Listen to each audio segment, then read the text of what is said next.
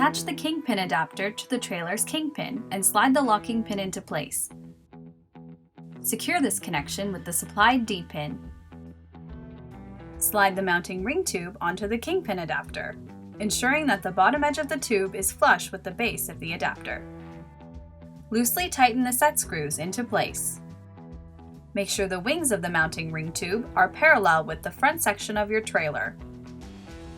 Next, we'll attach the larger 1.5 by 1.5 inch pivot tubes to the adapter using the 2.5 inch bolts and lock washer.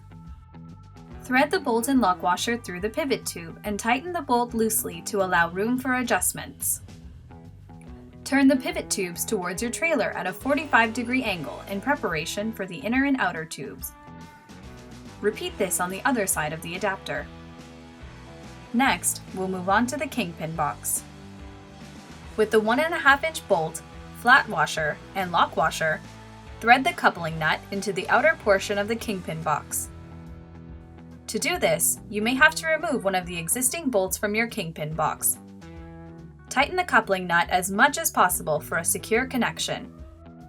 Next, attach the trailer mount tube to the coupling nut and angle this in the direction of the pivot tubes.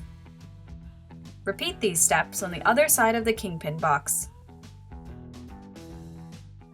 Next, we'll take the inner tubes and slide them into the pivot tubes at the base of the Kingpin adapter. Secure them with the supplied D-pins.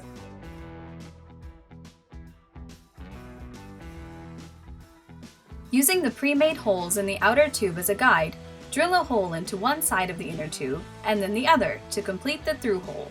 Secure these with D-pins. Tighten the trailer mount bolts as tight as possible on both the trailer mount tubes and the Kingpin pivot tubes. Questions about installation? Call 1-888-926-5517 or go to Parkit360.com.